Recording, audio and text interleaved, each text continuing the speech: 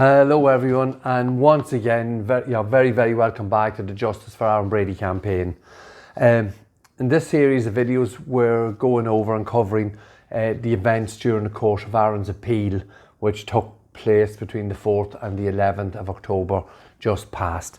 Now, we have done two quick videos on the appeal thus far, a brief introduction into sort of a general view of what took place, and our last video, video number 2, we looked at the letters of scope, where we showed there was a contrived arrangement between the Irish authorities and the Americans to block and prevent vital evidence getting to Aaron's defence team, and thus that vital evidence never got to the jury.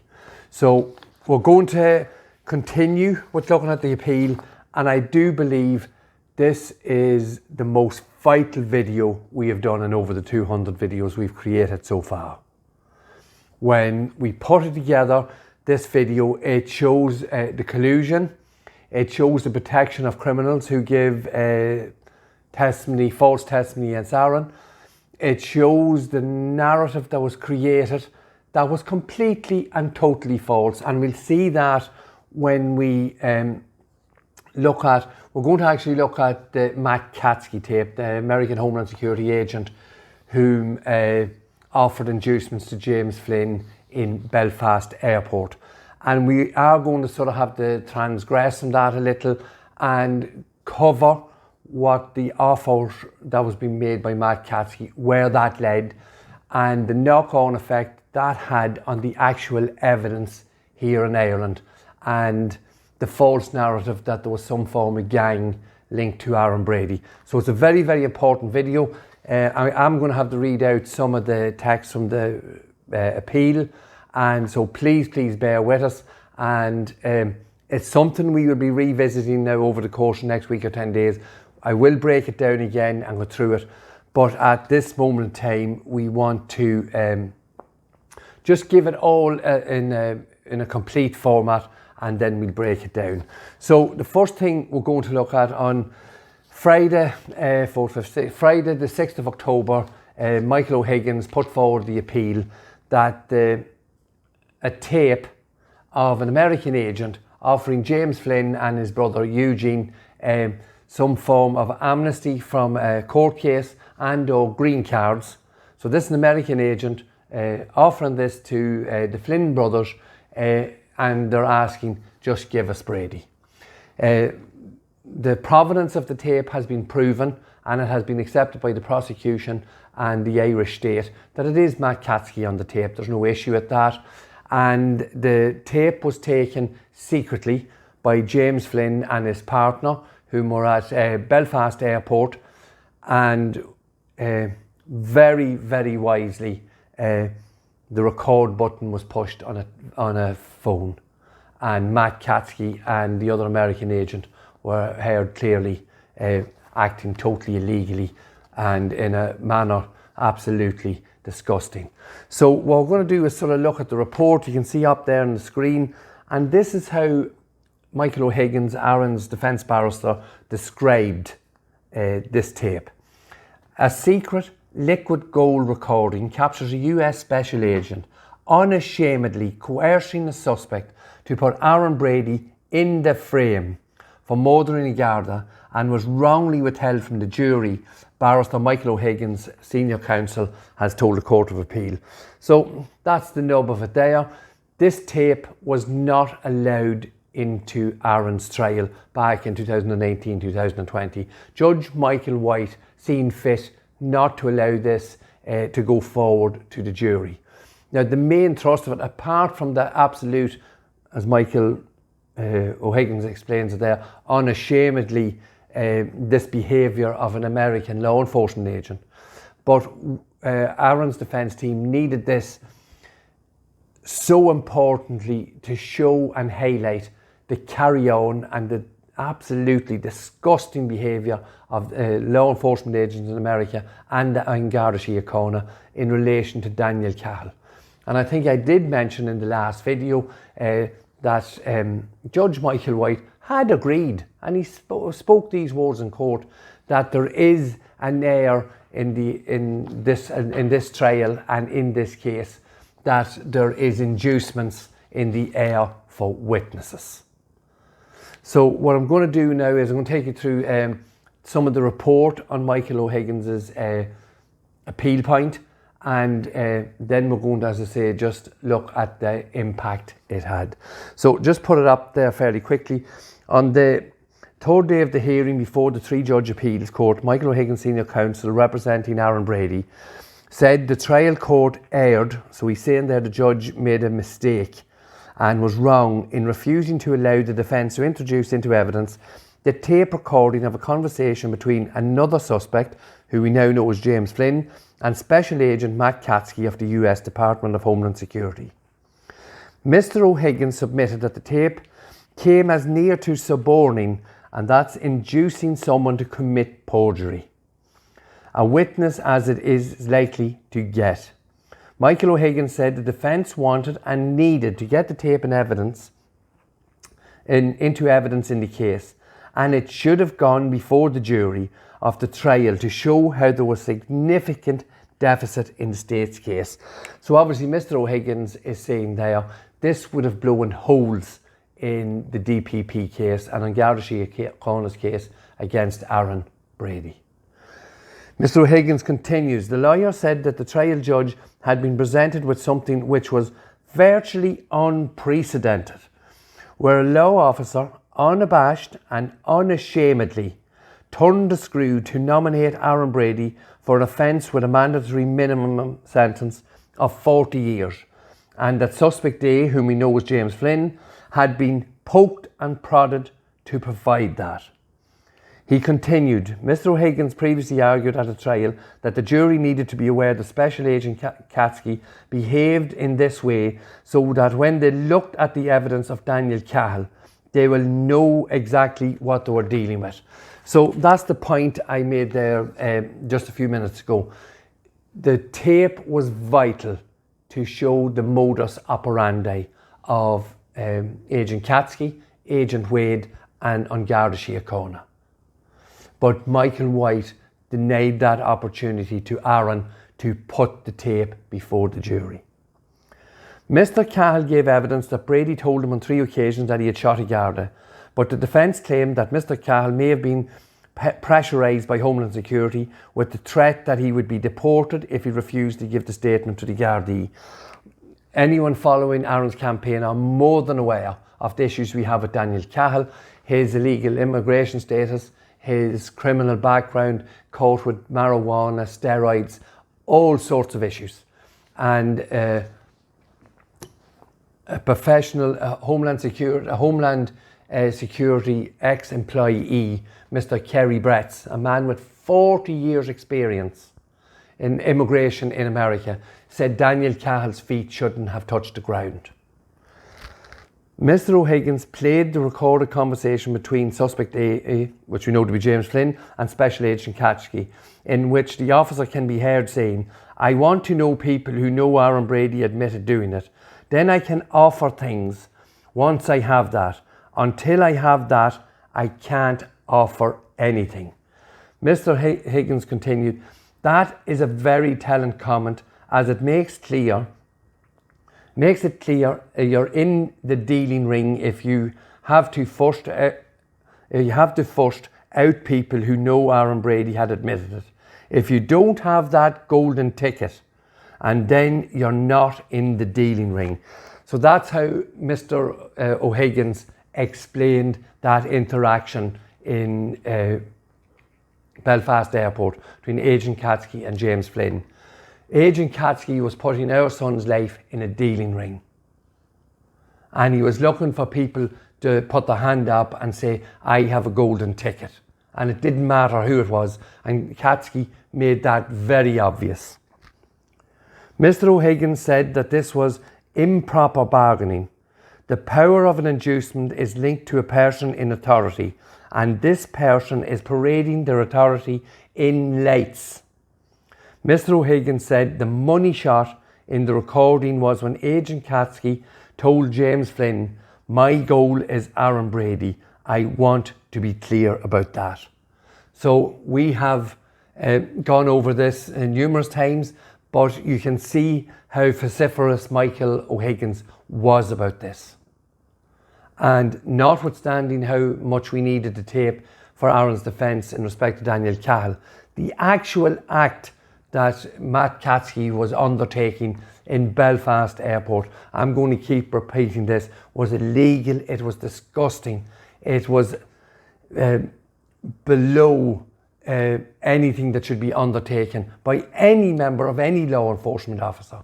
You wouldn't see it in North Korea. There would be uproar in any jurisdiction when something like this is highlighted. Judge Michael White decided to not allow this to go forward. The evidence, the defence wanted to introduce the tape recording as evidence into Aaron Brady's trial that James Flynn, suspect A for the robbery, spoke to Special Agent Katske in 2017 in Belfast Airport. Mr. Brady's barrister said that the special agent, who was at the time attached to an American embassy in London, appeared to offer help with citizenship in return for information that could convict Brady. So once again, we had to be very clear. This is a Homeland Security agent, obviously attached to the Homeland Security in New York.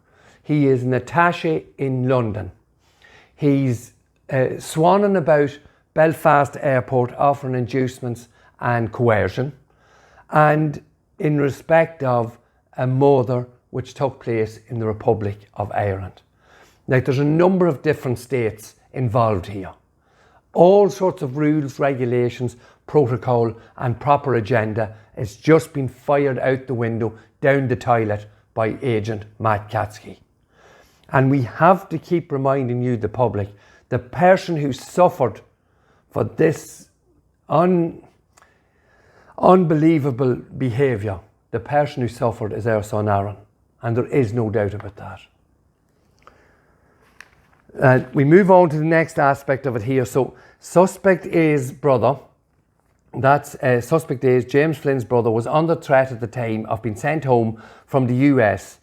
In the recording, which was carried out covertly by James Flynn, the special agent can be heard saying, "He's been removed, he's going home. I can find plenty wrong with his paperwork. If he puts Aaron Brady away, you will probably never hear from me again. I can't do anything for him until he commits to doing something for us in this case." So there we have Katske putting it plain and simple and on a plate. And just going to pop up on screen, this is some of the things Katske said during that conversation. And he's speaking here about Eugene Flynn. He's going home, he's going to be removed. There's no other way around it. Katske again, I'm not being a jerk, but he is going to be removed. Once he is in deportation process, it is difficult. When it comes to status, legal status, I have the power to help out. And of course the money shot is, my goal is Aaron Brady. So as I said, that gives us a fairly good idea of what Agent Katske was doing and his illegal behaviour. But we want to show Eugene Flynn Jr. his situation.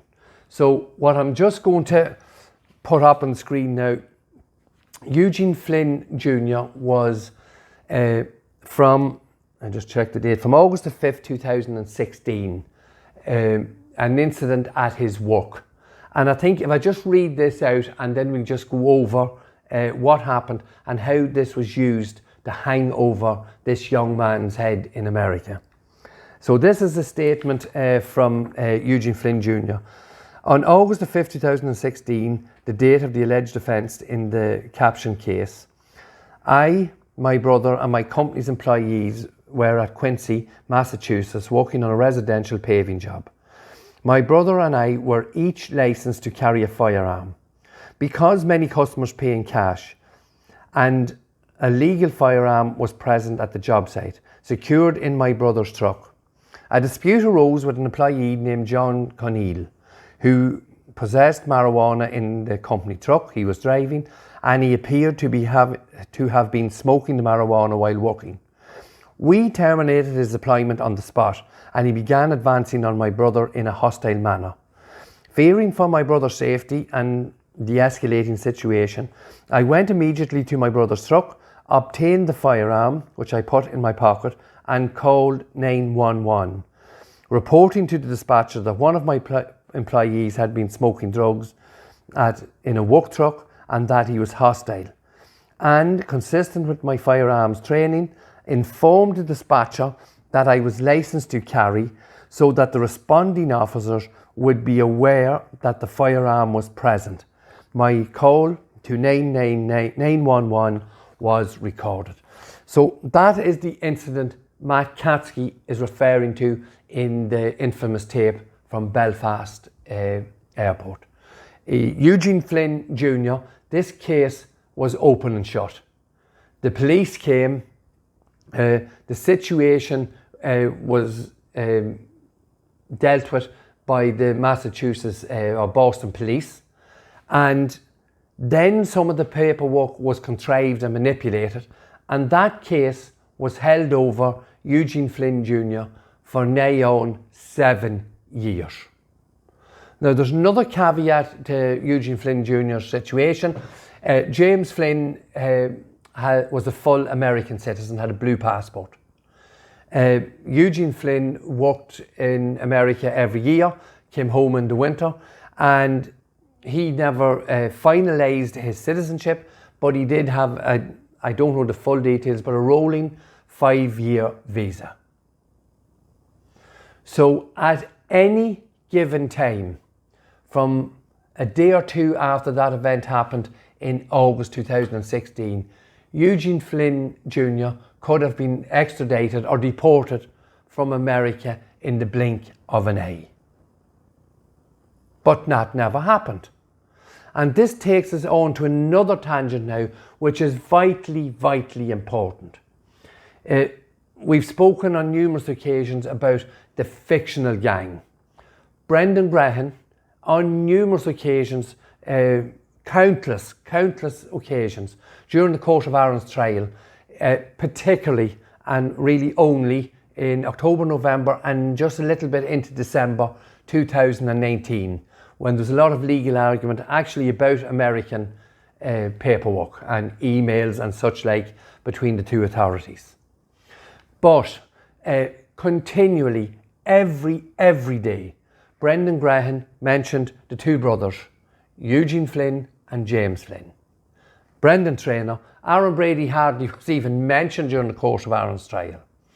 But then, and I have mentioned this before in other videos, it was Aaron who actually found the video footage of Eugene Flynn Jr. Here we have, just put that up on the screen.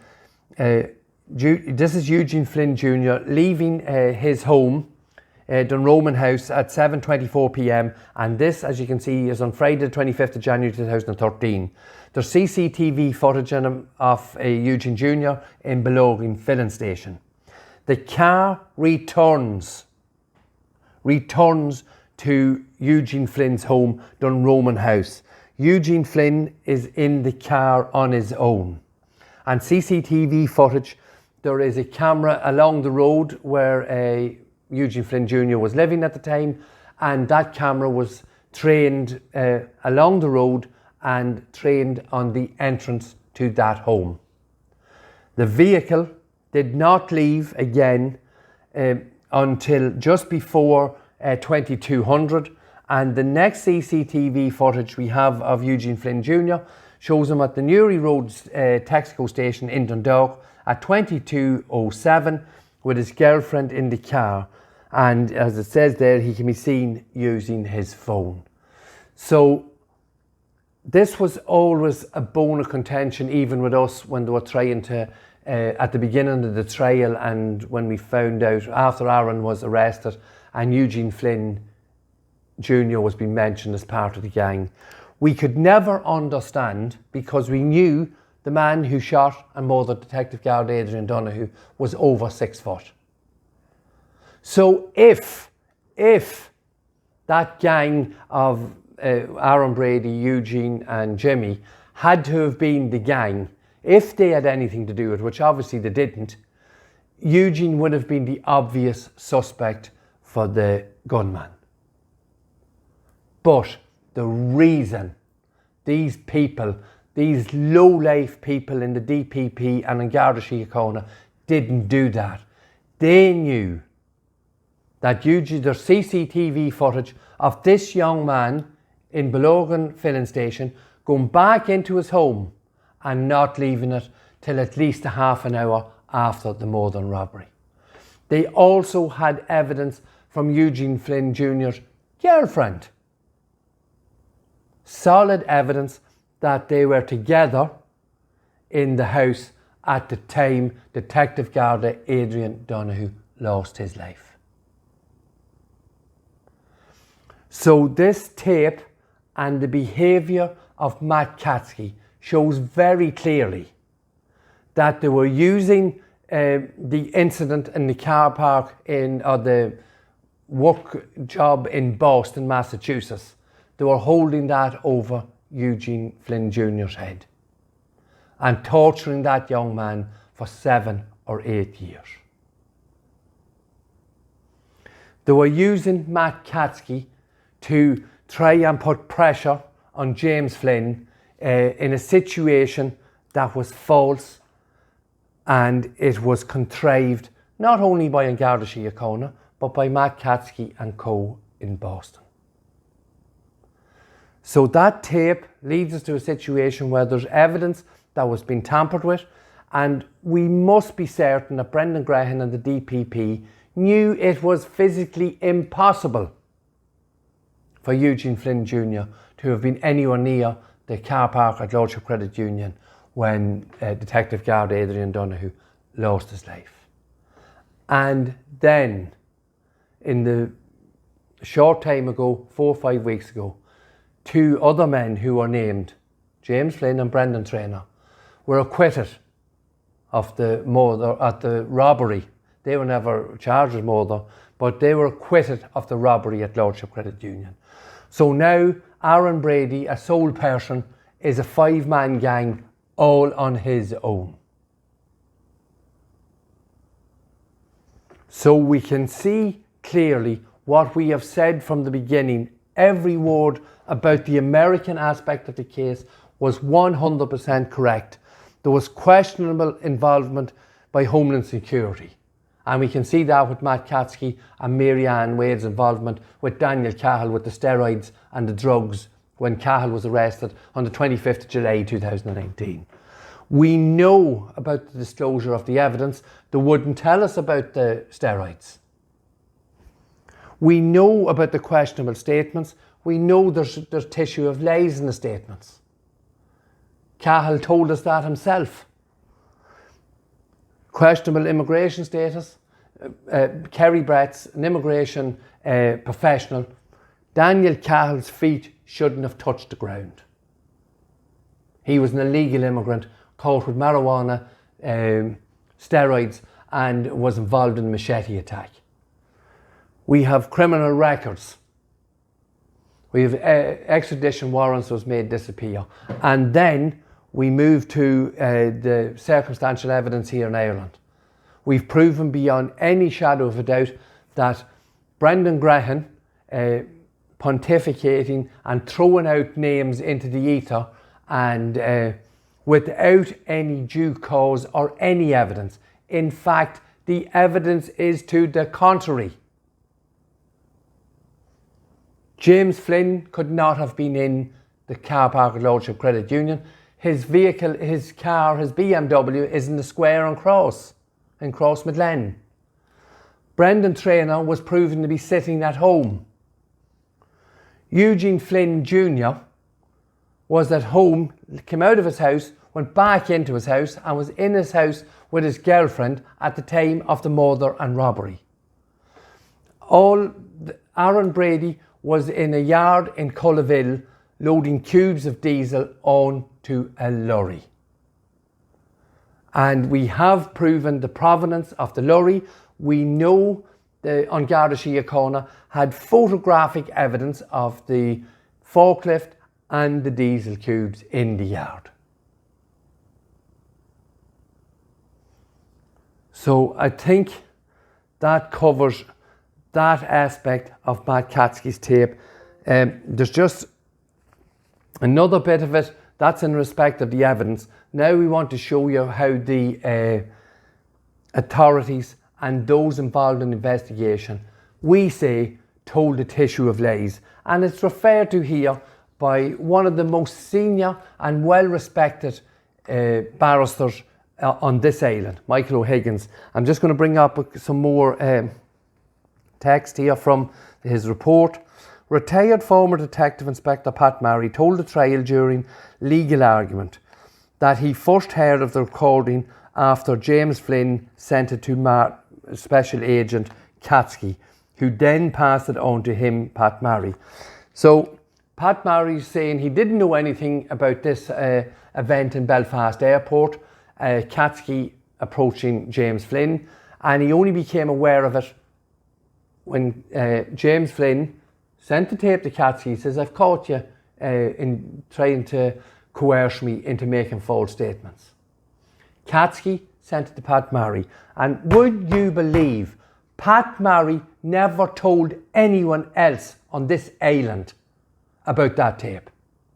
That's what he told us on the road. Pat Maray told us he never told anyone in the incident room in Dundalk. He never told the DPP. He should have been on to the Minister for Justice immediately. Holy fuck, there's an American agent running around Ireland offering inducements to suspects in a murder case. Is Pat Maray in Cuckoo? Well, he is in Cuckoo Land. Mr. Maray said he had not told the special agent to approach James Flynn or anyone else with offers in return for statements. Mr. O'Higgins for the defence said that if Mr. Maray is to be believed, then this was evidence of a maverick agent behaving in a bizarre and inappropriate manner, taking it on himself to enter into a bargain in return for evidence against Aaron Brady. So I think that's quite self-evident there. Mr. O'Higgins is saying if Pat Maray is to be believed. I don't believe him. We don't believe him. Aaron Brady's campaign doesn't believe Pat Maray for 1 second. He told a tissue of lies. Here's from here, hugging Katske. Does anyone on this planet believe that Pat Maray didn't know Katske was up to his tricks in Belfast Airport? Not fucking likely. Maray knew all about it. We have no doubt about that. And he can deny it all he likes, but we are saying, Pat Maray, you're a liar, you committed perjury. And you orchestrated that most heinous and illegal act in Belfast Airport because you made a complete and utter mess out of the initial part of the investigation into the murder of your friend and your colleague at Lordship Credit Union. You found yourself in a position at the end of 2016 where you told us yourself you had absolutely nothing. Nothing. And you took it upon yourself with a number of other people in Fort Apache incident room in Dundalk Garda Barracks in collusion with Matt Katske and Mary Ann Wade, 2 American Homeland Security agents, to frame our son Aaron Brady. And we do believe that after the appeal from the 4th to the 11th of October, that will be reversed, Mr. Maray. And you're left in a situation, on Garda Síochána Corner left with a situation, the Garda Commissioners, the Ministers for Justice, the Ministry for Justice is left in a situation that there's someone swanning about somewhere who shot and murdered Detective Garda Adrian O'Donoghue. And that's the mess yous are going to have to clean up. So that's the Matt Katske tape. I will break that down into little bits as we move forward. We're going to move on in the next video which will be video number 4 in respect of Aaron's appeal. I'm not sure whether they're going to do Molly Stone or Daniel Cahill. I'll just have to check the paperwork, and we'll bring that to you in the next few days. Thank you for all your comments. Please, if you've asked any questions we haven't got back to you, please don't be afraid to send the questions again. I do get involved in other paperwork, and sometimes we don't open all the comments and the questions. Thank you so much for interacting with Aaron's social media sites. Please, please, please share Aaron's sites. We've been seriously attacked and shadow banned. All sorts of nonsense going on with our phones and with all Aaron's sites. We really do need your help to get Aaron's story out there. Thank you for watching, and as I say, we'll be back with another video in respect of Aaron's appeal very shortly. Thank you, and we'll see you in the next video. Thank you.